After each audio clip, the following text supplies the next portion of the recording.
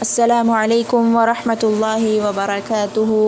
الحمد للہ رب العالمین والصلاة والسلام علی رسولہ الکریم وعلی آلہ وصحبہ اجمعین ومن تبعہم بإحسان الی یوم الدین، اما بعد۔ عزیز سامعات، مشہور اسلامی شخصیات کے اس درس میں آپ تمام کا ایک بار پھر سے تہ دل سے استقبال ہے۔ امید ہے آپ تمام بخیر و عافیت ہوں گے۔ گزشتہ درس میں ہم نے مشہور مفسرین کے بارے میں جانا تھا۔ یہ اسی سلسلے کی ایک کڑی ہے۔ اس سے پہلے کہ ہم مزید مفسرین کے بارے میں جانیں، مناسب لگتا ہے کہ آپ کو تفسیر کے متعلق کچھ باتیں بتا دیں۔ عزیز سامعین، جیسا کہ ہم سب جانتے ہیں کہ قرآن عربی زبان میں نازل ہوا، اور جن لوگوں پر نازل ہوا وہ لوگ عرب کے رہنے والے تھے اور ان کی زبان بھی عربی ہی تھی۔ اس لیے ان کے لیے قرآن کے معانی و مطالب، مراد اور مفہوم وغیرہ سمجھنا بالکل آسان تھا۔ ان کے لیے زیادہ تفسیر وغیرہ کی ضرورت نہیں تھی۔ لیکن جیسے جیسے اسلام عرب ممالک کے علاوہ دوسرے ممالک میں پھیلنے لگا اور زمانہ نبی صلی اللہ علیہ وسلم کے زمانے سے دور ہوتا چلا گیا، تو اس بات کی ضرورت محسوس ہوئی کہ قرآن کریم کی تشریح و توضیح کی جائے۔ لہذا اس کا آغاز کیا گیا۔ قرآن کریم کی تفسیر یہ بہت ہی نازک ترین ذمہ داری اور کٹھن کام ہے، اس لیے کہ قرآن اللہ تعالیٰ کا مقدس کلام ہے، اور قرآن کی تفسیر در حقیقت اللہ تعالیٰ کی ترجمانی کا نام ہے۔ جب ہم قرآن کریم کے کسی لفظ، جملے یا کسی آیت کی تفسیر بیان کرتے ہیں تو گویا ہم یہ دعویٰ کرتے ہیں کہ اللہ تعالیٰ کی یہی مراد ہے۔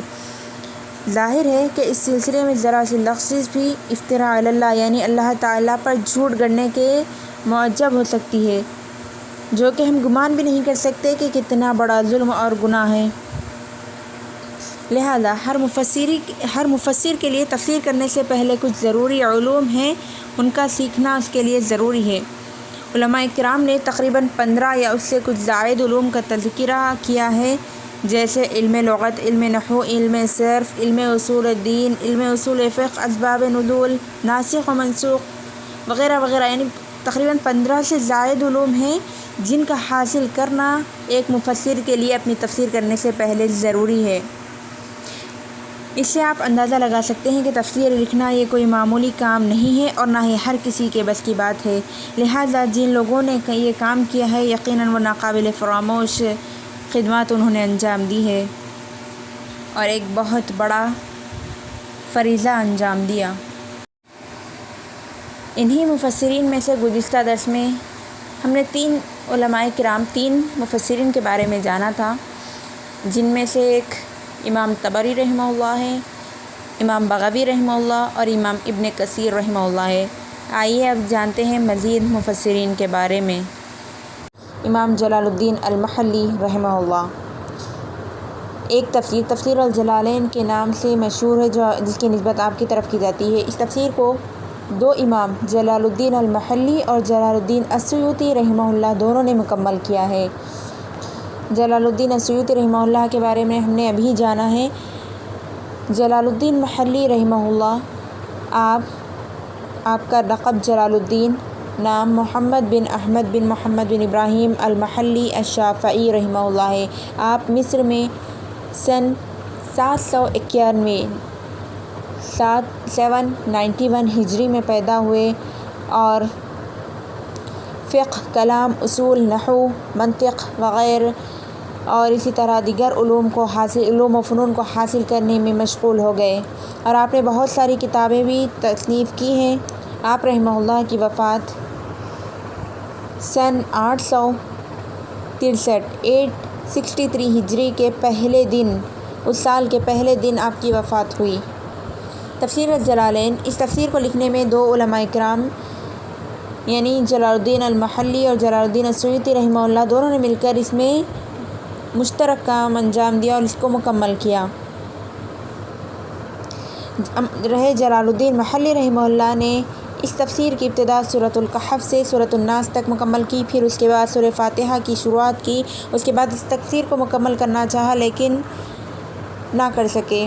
اس کے بعد جلال الدین سیوطی رحمہ اللہ نے جلال الدین محلی رحمہ اللہ کی تفسیر کو مکمل کیا۔ آپ نے سورۃ البقرہ سے ابتدا کی اور سورۃ الاسراء کی آخری آیت پر آپ نے ختم کیا، اور سورہ فاتحہ کی تفسیر کو آپ نے جلال الدین المحلی رحمہ اللہ کی تفسیر کے ساتھ آخر میں رکھا تاکہ وہ اس کے ساتھ جڑی رہے، کیونکہ جلال الدین محلی رحمہ اللہ نے سورۃ الفاتحہ کی تفسیر لکھی تھی۔ جلال الدین محلی رحمہ اللہ نے نہایت ہی آسان عبارت اور مختصر عبارات میں تفسیر بیان کی، نہایت ہی حسن اور باریک بینی کے ساتھ آپ نے تفسیر کو بیان کیا، اور علامہ سیوطی رحمہ اللہ نے بھی اسی طریقہ کار کو اپنایا اور آپ کی مطابعت اختیار کی۔ مختصراً یہ ہے کہ یہ کتاب اپنے آپ میں ایک نہایت اہم درجہ رکھتی ہے اور تفاسیر کی کتاب میں عظیم اور منتشر کتابوں میں سے ایک ہے، اور بہت سے علماء کرام اس سے فائدہ اٹھاتے رہے ہیں، اور اس کی بہت مرتبہ چھاپی گئی یہ کتاب، اور بہت سارے علماء کرام نے اپنی تعلیقات اور حواشی کے ساتھ اس کی طباعت کی، اور انہی اہم حاشیوں میں سے حاشیۃ الجمل اور حاشیۃ الساوی ہے، اور یہ دونوں حاشیے اہل علم کے درمیان مقبول و معروف ہیں۔ اسی طرح ہے امام رازی رحمہ اللہ، آپ کی کنیت ابو عبداللہ، نام محمد بن عمرو بن حسین بن الحسن بن علی الرازی ہے، آپ کا لقب فخر الدین ہے، اور آپ ابن خطیب الشافعی کے نام سے معروف ہیں۔ 544 ہجری میں آپ پیدا ہوئے۔ بہت سارے علوم کو آپ نے جمع کیا اور اس میں مہارت حاصل کی، لہٰذا آپ تفسیر اور کلام، علوم عقلیہ، علوم لغات کے امام تھے، اور آپ نے اپنی اسی علمی مہارت کی وجہ سے بہت مشہور ہوئے۔ امام رازی رحمہ اللہ کی وفات 606 ہجری میں ہوئی۔ آپ نے مفاتیح الغیب کے نام سے ایک تفسیر لکھی جو کہ 8 بڑی جلدوں میں واقع ہے، اور یہ شائع ہو چکی ہے اور بہت سارے اہل علم کے درمیان مقبول بھی ہے۔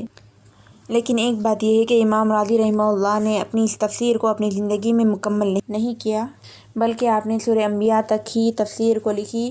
اس کے بعد شہاب الدین القوئی نامی شخص نے اس تفسیر کو لکھا، لیکن انہوں نے بھی اس کو مکمل نہیں کیا۔ پھر اس کے بعد نجم الدین القمولی نے آیا تو اس کے بعد جو تفسیر بچی ہوئی تھی آپ نے اس کو مکمل کر دیا، لیکن یہ امام رازی کی تفسیر کے نام سے ہی مشہور ہے علماء کرام کے درمیان۔ آپ کی تفسیر کا طریقہ یہ تھا کہ آپ آیات کو ذکر کرنے کے بعد ایک آیت کا دوسری آیت سے کیا تعلق ہے اور اس کا کیا مناسبات ہیں ان آیات کے درمیان وہ بھی بیان کر دیتے، اور اسی طرح ایک صورت کا دوسرے صورتوں کے ساتھ کیا مناسبات ہیں ان کے درمیان وہ بیان کرتے، یعنی اس کا کیا تعلق ہے۔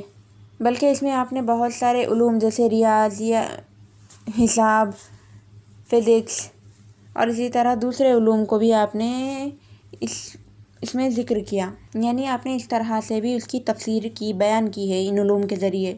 اسی طرح امام بیضاوی رحمہ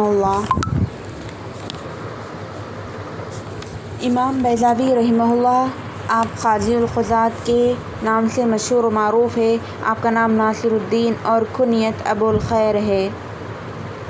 آپ کا تعلق فارس کے شہر سے ہے۔ امام بیضاوی رحمہ اللہ نے قرآن و حدیث اور فقہ کی تعلیم حاصل کی اور شیراز کے قاضی مقرر ہوئے، پھر تبریز میں مقیم ہو گئے اور وہیں پر آپ کا انتقال ہو گیا۔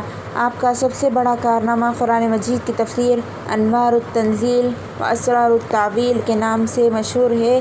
اسے عموماً تفسیر بیضاوی کے نام سے جانا جاتا ہے۔ اہل علم کے نزدیک یہ نہایت ہی بڑے پائے کی تفسیر مانی جاتی ہے اور درس نظامی میں شامل ہے، یعنی مدارس میں اس کو پڑھایا بھی جاتا ہے۔ آپ نے اپنی اس تفسیر میں تفسیر اور تاویل کے درمیان جمع کیا ہے عربی لغت کے قواعد کے مطابق۔ اور اہل سنت کے اصولوں پر اس میں دلائل کو بھی آپ نے مقرر کیا ہے۔ اسی طرح ہے علامہ آلوسی رحمہ اللہ، آپ کی کنیت ابو الثناء، نام شہاب الدین السید محمود افندی الآلوسی ہے، جو کہ ایک گاؤں آلوس کی طرف نسبت ہے۔ آپ رحمہ اللہ 1217 ہجری میں پیدا ہوئے بغداد کے ایک شہر میں۔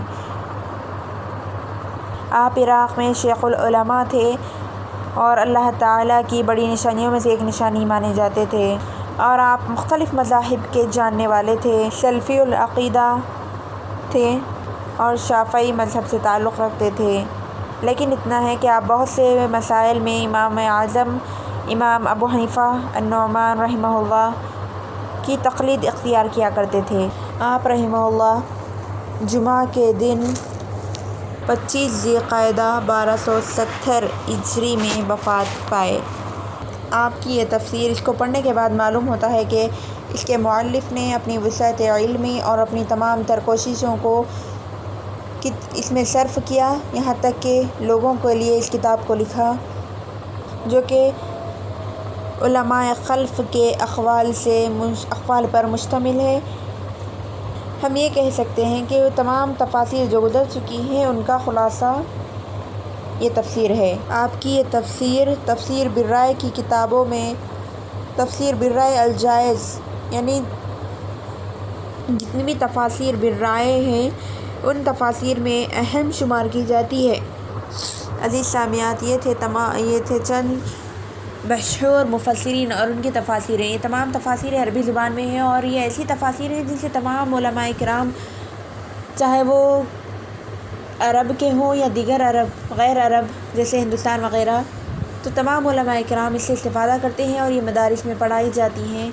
تو اس حیثیت سے یہ ان علماء کرام کا یہ بہت بڑا کارنامہ رہا ہے اور تفسیر کے میدان میں بہت ہی مشہور مانے جاتے ہیں۔ لہذا آج کے اس درس میں اتنا ہی۔ جزاکم اللہ خیر، بارک اللہ فیکم، والسلام علیکم ورحمۃ اللہ وبرکاتہ۔ اسی طرح امام ابو حیان رحمہ اللہ، آپ کا لقب اسیر الدین تھا اور کنیت ابو عبداللہ، نام محمد بن یوسف بن علی بن یوسف بن حیان الاندلسی۔ آپ 654 ہجری میں پیدا ہوئے اور آپ ابو حیان کے نام سے معروف ہوئے۔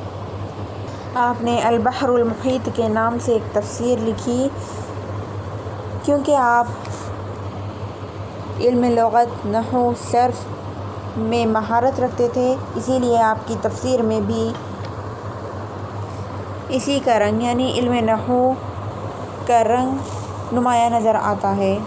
آپ کی یہ تفسیر 8 بڑی جلدوں میں واقع ہے اور شائع ہو چکی ہے، اور علماء کے درمیان مقبول اور معتبر بھی ہے اور مرجع اول میں شمار کی جاتی ہے قرآن کریم کے الفاظ کے اعراب کے لحاظ سے، یعنی نحو و صرف کے، کیونکہ آپ کی کتاب نحو و صرف اور بلاغت میں آپ ماہر تھے، اور آپ کی یہ کتاب بھی اسی وجہ سے مشہور ہے۔ اسی لیے اعراب کے حساب سے اور نحوی اعتبار سے جو علماء کو اگر کہیں دشواری ہوتی تو وہ علماء کرام اسی تفسیر سے فائدہ اٹھاتے ہیں۔ عزیز سامعات، یہ تھے چند مشہور و معروف مفسرین جنہوں نے تفسیری میدان میں نہایت ہی عظیم اور ناقابل فراموش خدمات انجام دی۔ شاید یہ ہمارا اس سیمسٹر کا آخری درس تھا۔ انشاءاللہ امتحان کے لیے کچھ ہی وقت باقی ہے، آپ سبھی اچھے سے تیاری کریں، پریشان نہ ہوں۔ اللہ تعالیٰ سے دعا ہے کہ اللہ تعالیٰ آپ کے علم و عمل میں برکت عطا کرے، آپ کی مشکلات کو آسان کرے اور ہم تمام کو صحت و عافیت سے رکھے، آمین۔ آپ تمام سے بھی گزارش ہے کہ ہمیں اپنی دعاؤں میں یاد رکھیں۔ جزاکم اللہ خیراً و احسن الجزاء، بارک اللہ فیکم، والسلام علیکم ورحمۃ اللہ وبرکاتہ۔